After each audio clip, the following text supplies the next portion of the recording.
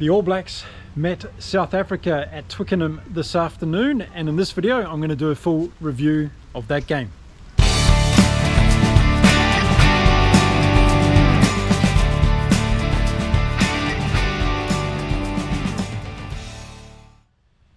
Hello everyone and welcome to beautiful Cancun on a very wet day today. And my name's Mark. I'm a Kiwi rugby fan that's living here in Cancun, Mexico. And in this video, I'm going to be talking all about that All Black game against the Springboks. And boy, what a game it was. And I think this is going to change a lot for this year's Rugby World Cup.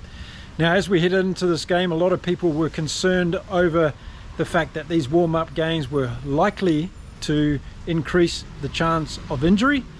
But also through poor discipline, we could see opportunities where players were going to be yellow and red carded, which could impact their participation in this year's Rugby World Cup. Now, before the game got underway, we had Willie LaRue that was discounted for the Springboks, picking up a niggly injury, and Quagga Smith replaced him in the Springboks team. So that meant the Springboks only had one reserve back in the game, and that was Cobus Reinhardt. So Sam Whitelock was receiving his 146th cap for the All Blacks today, and a huge milestone in his career.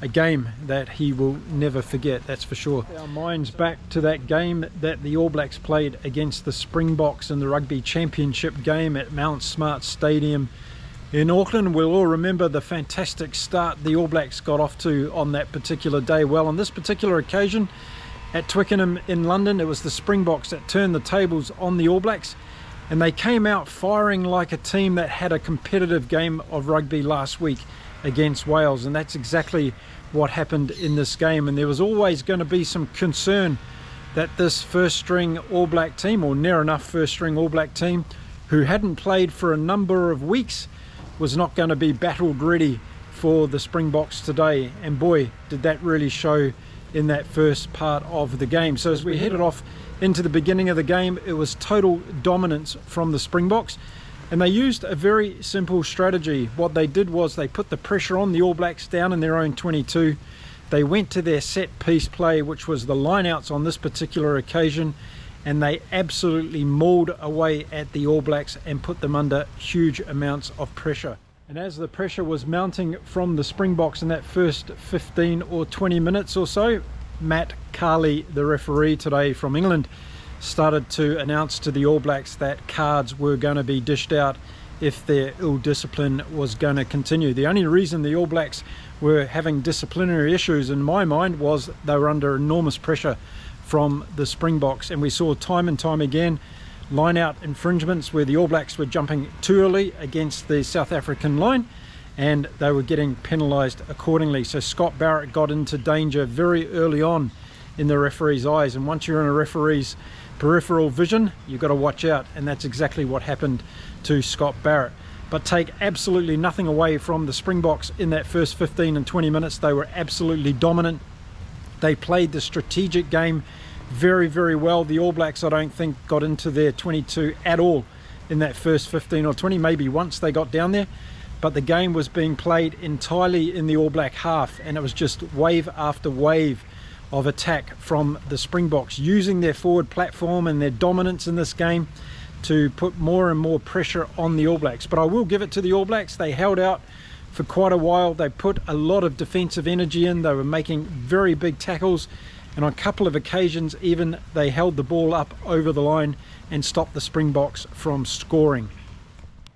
But we didn't have to wait too long before that pressure mounted too much for the All Blacks, and Scott Barrett did receive a yellow card and off he went. So the All Blacks were already down to 14 men, but only 1 minute later Sam Cane got done as well for a yellow card, and he went off. So the All Blacks were down to 13 men, playing a South African team that was absolutely dominant, very, very offensive in their play, and playing very well in terms of coordinating their plays. I thought Mani Lebok started the game off very well with his game management and deciding when he was going to let the backs loose, and every time he did, the backs looked very, very dangerous. But what was really impressive from the South Africans in that first 20 minutes or so was the way that they defended against any type of All Black play. And when the All Blacks did get the ball and they looked to try and play that expansive game, the South Africans were up in their face and either looking for an intercept pass or they were looking to shut that All Black backline down, and that's exactly what they achieved. And then, as if things couldn't get worse for the All Blacks, Tyrell Lomax got injured. Looked like a bad cut to the knee and he went off. So the All Blacks were really struggling. And Lomax has been playing really well at prop for the All Blacks in the last number of games. And there's going to be some major concern over his well-being after this particular injury. We'll have to see whether it's just a deep cut or whether there's some ligament issues going on in the knee as well. The All Blacks will be crossing their fingers for that one. But in the 18th minute, it was Sia Kalesi who went over for a try after another dominating maul from the Springboks, and it was a fantastic try to the South African captain.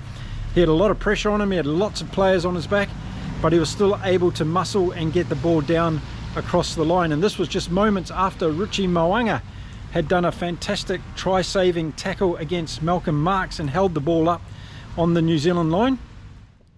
A small consolation for the All Blacks, they did break out after that try and they got a penalty awarded to Mo'unga. He hit the post right out in front, and even from that attempt the All Blacks weren't able to score any points. And you got a feeling at this stage that it wasn't going to be the All Blacks day. Let's face it, there was a lot of things going wrong because of the pressure that the Springboks were putting on, and it was a question mark over whether or not the All Blacks could even get into this game because the Springboks, in my mind, were being so dominant.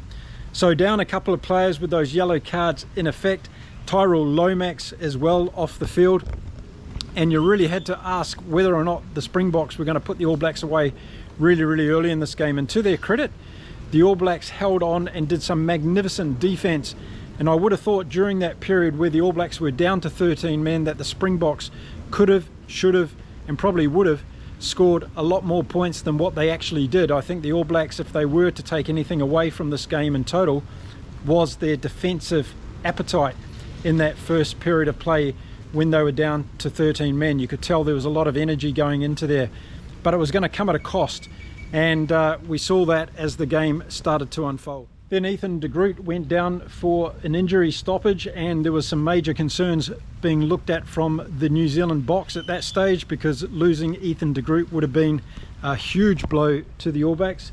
Fortunately, he got taped back up and got back into the game, and I don't think he was running at 100% at that stage, but it wasn't going to make any difference against the Springboks today, that's for sure. And then in the 34th minute, we saw the All Blacks spreading the ball wide. Geordie Barrett throwed a pass out heading towards Will Jordan, but Kurt Lee Arendse got hold of the ball and took off for a fantastic try to the Springboks. So 14 points to 0, and the All Blacks would have been pretty lucky at that stage, I think, to have the scoreboard at 14-0, and they probably thought they still had a chance in this game.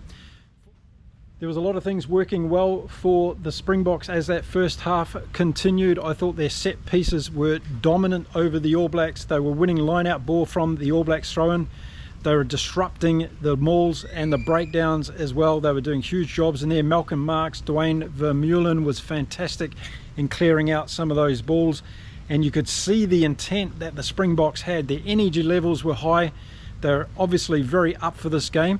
And it seemed to me during that first half that the All Blacks were just chugging away. They weren't really getting into it. But once again, this was because of the South African pressure that was being put on right across the field. So you had Manie Libbok doing a great job at first five and controlling the game. He used distribution through passes more than he did by kicking.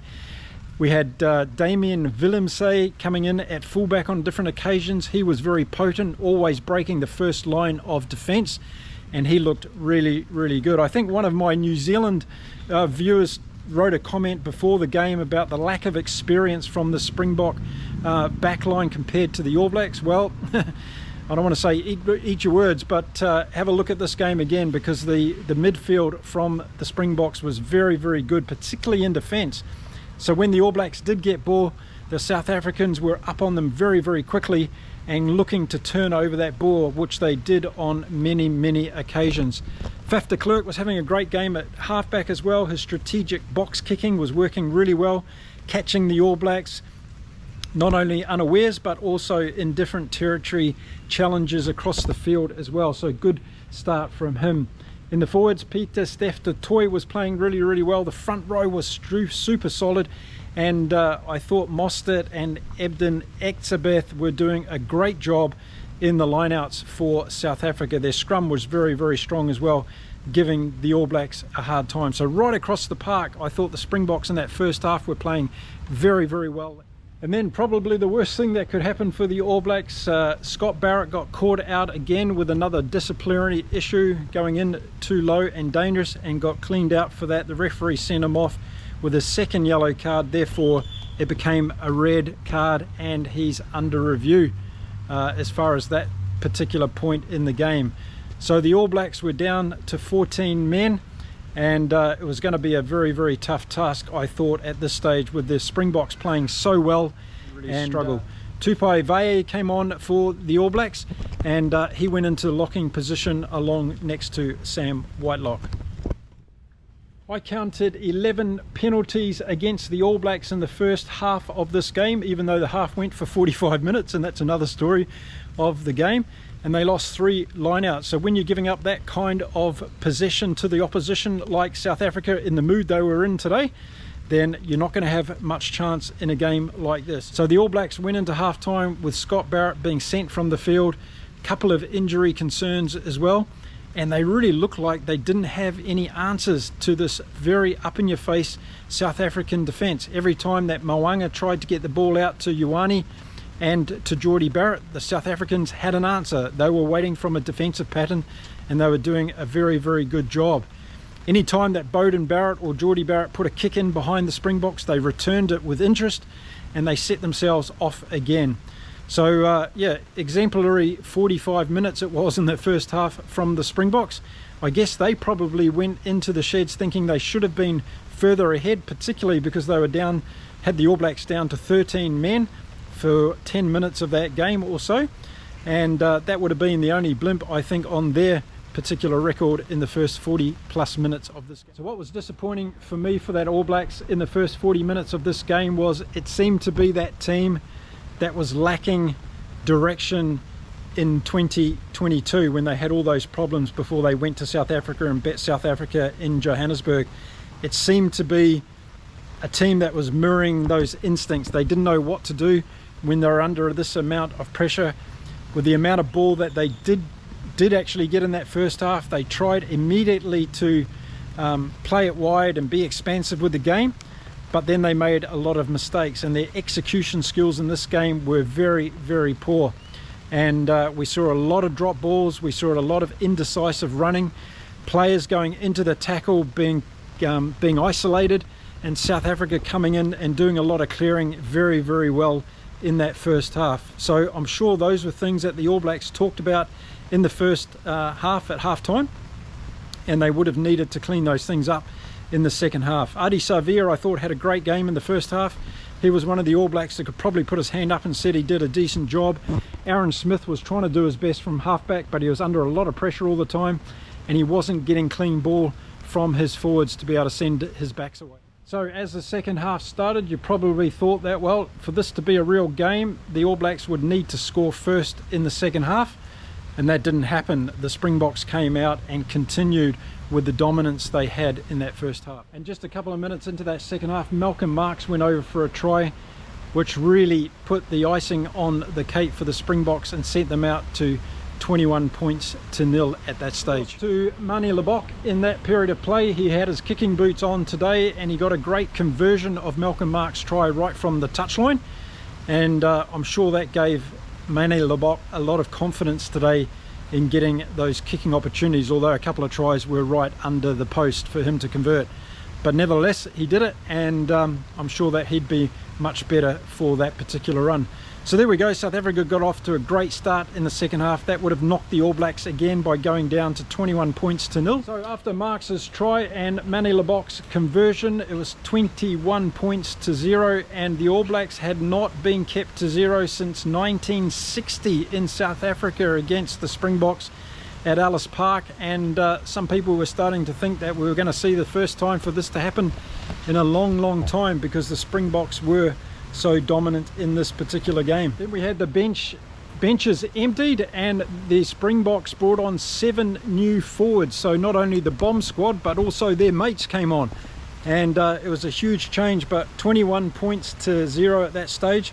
I don't think Jacques Nienaber was too worried about where this game was going, and knowing that strong South African bench was coming on. R.G. Schneemann was one, Oxenashey was another, Bonami of course coming on, Trevor Niakane was coming on. So the Springboks had a lot of depth in this game to bring on all of these players, and we even saw Kwagga Smith coming on and playing at number 8 when Dwayne Vermeulen got taken off. So nothing lost there. The All Blacks made their changes as well. Aaron Smith went on and Cam Roygaard came on for his second test in the All Black jersey. I must say, as an All Black fan, I was never feeling it that the All Blacks were going to get back into this game, and even when Peter Steph du Toit was yellow card in the 51st minute, I still thought the Springboks had enough to put the All Blacks away in this game. And so it was. They kept on dominating the All Blacks across the field, and there was a lot of errors from the All Blacks. There was a lot of missed passes, there was a lot of drop balls. Some of their kicking was leaving a lot to be desired as well. But any time they tried an offensive pattern, the Springboks defence was up in their face and able to close it down. So not only the loose forwards for the Springboks were playing extremely well throughout this game and shutting down that early All Black ball, but also in the backs. And we saw very good defensive pressures coming from the Springboks. Andre Esterhuizen had a really good game at second 5'8", and Kainan Moody had a fantastic game as well, scoring a try that was disallowed unfortunately for him, but he played very, very well at centre. And again, I think some of the comments before the game from my South African friends were suggesting that it was a waste of time putting Kainan Moody in there at centre, but I'm sure Jacques Nienaber would have been very happy with what he saw today from Kainan Moody, and an opportunity, if he so desires, to play around with that position, because as we know, the Springboks have a lot of wings at their disposal, and it may be in one of the lesser games that Kainan Moody can come in and play in that centre role, even though the Springboks also have a lot of depth in the centres this year. And it was one of those replacements from the Springboks that scored their next try. Bonami went over with a rolling maul from the Springboks. A lot of hands on the ball, and the TMO made the decision for the referee that Bonami had in fact scored the try. So that was 4 tries down at that stage for the Springboks, and it was really the nail in the All Black coffin if it hadn't already been put in at this particular point in the game. There were just too many impressive things going on from the Springboks, and for people that watched their game against Wales last week and said, oh yeah, this was a Welsh B team or whatever, well, the Springboks came out and did exactly the same thing to the All Blacks, if not even better. And I'll be really interested to hear what your thoughts are now after you've seen this particular game.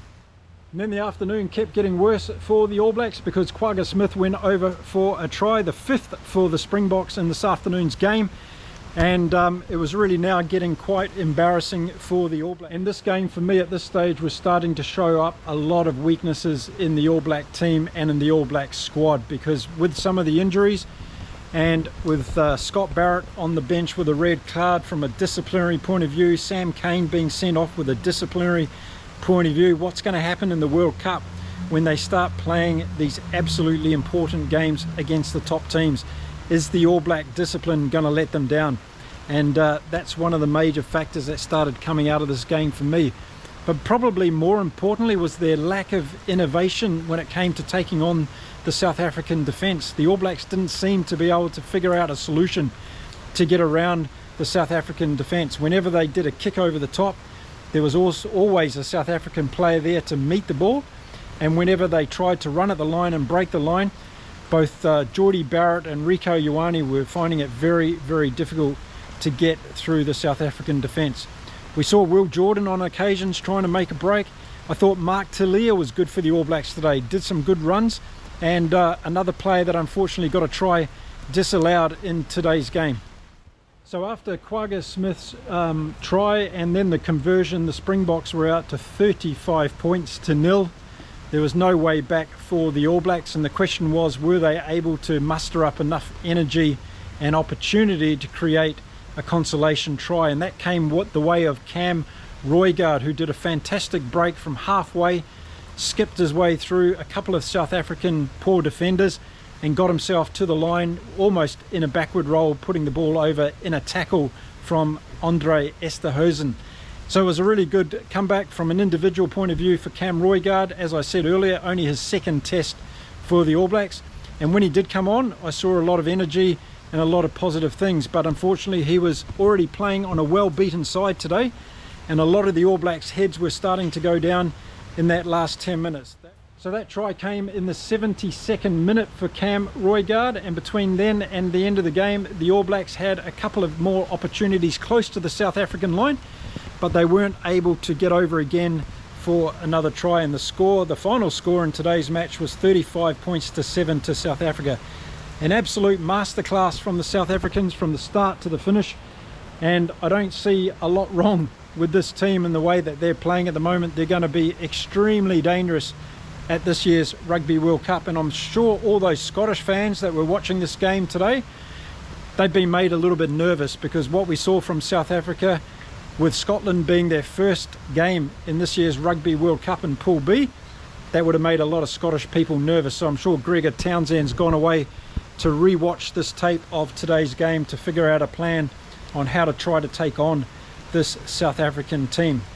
Now, from an All Black point of view, I think this game has been a really destructive game for the All Blacks. Now, before this game I wasn't saying that. I was thinking that this game, whoever wins either way, is going to go into the Rugby World Cup with a lot of positive motivation. But I think because of the nature of this loss by the All Blacks, this is going to hurt psychologically, and I think a lot of players in the All Black team are going to be starting to thinking about their own self-belief. We didn't see too many standout performances today from the All Blacks, and one of the major reasons for that was the pressure that was being put on by the South African Springboks. But the All Blacks were looking very unassured of themselves at different times because they were under so much pressure, and this is what's going to happen at the World Cup. When they get into this knockout stage, they're going to be put under pressure all the time, and they've got to come up with solutions, because teams like France and South Africa and maybe Ireland as well are going to show this type of pressure that the All Blacks are not good at. And we've seen this over the last couple of years. We saw it against the Irish when the Irish were in New Zealand and they lost that series for the first time to the Irish in New Zealand. New Zealand weren't able to deal with that critical pressure at the critical time. Jason Ryan, Joe Schmidt, Ian Foster are going to have to sit down, bring this team together again. It's going to show a lot about their skills over the next couple of weeks as they prepare for that first game against France. And the leadership of this All Black team, Sam Cane, Ardie Savea, Sam Whitelock, Dane Coles, these older and more experienced players are going to have to get in there and right the ship, because what we saw today is not going to be good enough for the All Blacks to get through beyond the quarterfinals if they play like this again. So it's a really fascinating game today. Kudos to the Springboks. They played absolutely brilliantly across the field. I think every Springbok player deserves a pat on the back today. I didn't really see any poor performances there. I think they played well throughout the breakdown area, the mauls. They stole New Zealand's line-out ball on occasions. They disrupted the New Zealand scrum. They were great in open play and creating opportunities there. And Mani Lebok's kicking boots were on today as well. So that was a consolation prize on top of everything else for the Springboks today. I'm sure the beers and the biltong were being enjoyed in abundance in South Africa this afternoon while watching that game. I take my hat off to you, ladies and gentlemen from South Africa. That was a fantastic performance. And heading into the Rugby World Cup now for that first pool game against Scotland, you're going to have a lot of motivation and a lot of momentum on your side heading into that game. For the All Blacks, it's rebuilding time. They've got to go away and put this one completely out of their head, but they've got to learn a lot from this particular game. For my All Black bros out there, I don't want to be reading comments about the referee in this game. I don't want us to become a bad sporting nation. We're not that type of people. We were beaten by a thoroughly outstanding rugby team today who showed last week against Wales what their potential is. They brought that game again today against one of the so-called world's great teams in the All Blacks, and they did it to us as well. So let's accept defeat for what it is, take our hats off to the Springboks fans and say we can't wait to meet you perhaps in the quarterfinals, and we'll go again. But I think the All Blacks have got a lot to take away from this game. I think their defensive work in the first 20 or 30 minutes was outstanding. The Springboks could have probably got in for more tries in that first half than what they did, particularly when we were down to 13 men. So I think that is a positive the All Blacks can take away from that first part of the game. But a lot of the concerns will be around, first of all, the discipline, not protecting the ball runner when they go into a breakdown situation. Many times the Springboks were able to turn over the ball from the All Blacks when the runner went into the tackled formation, and that wasn't good enough. Also, when going backwards under pressure from the Springboks, the All Blacks didn't have any solutions in place. They didn't have a good kicking game to get themselves out of danger, and they weren't able to break the South African line. So they need to look at how they can do that, because they're obviously going to face the same things against teams like France, that's for sure. So a huge disappointment for all the All Black fans this afternoon, and I'm sure for the All Black players and their coaching staff as well. I think the weather or the mood in Twickenham this evening will be pretty much like the weather here in Cancun this afternoon. It's dark, it's wet, it's pretty miserable, and I think that's the cloud that's going to be hanging over the All Black camp tonight. But we're 2 weeks away from the Rugby World Cup. We know in the game of rugby things can turn around very quickly. Expect the All Blacks to pick themselves up and to go again. I think the game against France is going to be very, very interesting indeed. The All Blacks have to bring their A game, otherwise we're going to see a repeat of what we saw today against the Springboks. We'll also probably have to wait another 24 hours to see what happens with injuries from this game from both sides. We saw a couple of players nursing a couple of things when they went off the field. So let's hope that everybody comes through from an injury point of view, and then we're not going to see anybody's Rugby World Cup ruined as a result of this game. Maybe Lomax is the biggest concern from the All Blacks point of view. Those replacements that came on for the All Blacks, Josh Lord, Luke Jacobson was there as a new player for the All Blacks this time. Not really standout performances, and I think that locking position with Brodie Retallick currently injured is going to be a major concern to Ian Foster, Jason Ryan and Joe Smith. They're going to have to look at that, I'm sure, going forward. So there we go. That's my review on the Springboks masterclass against the All Blacks this afternoon from Twickenham in London. Let me know in the comments. Come on, get involved. Tell me what you think. Did you think the Springboks played extraordinarily well? Or do you think the New Zealand All Blacks capitulated under the pressure from the Springboks? Or both of those things? Of course, they're possible. What changes would you make to the All Blacks team? Do you think they had the right team on the park? And were you pretty impressed with the Springbok backline, as I was in this game? Even through their lack of experience compared to the All Blacks, they gave us an absolute hiding in the backs today as well. So I'm going to be covering all the warm-up games this weekend as we get ready for the Rugby World Cup in 2 weeks. So make sure you hit the subscribe button on this channel, hit the little bell notification, give us a thumbs up and a like for this video. Helps all that YouTube algorithm stuff, and I'll be back again with more reviews as the weekend goes on.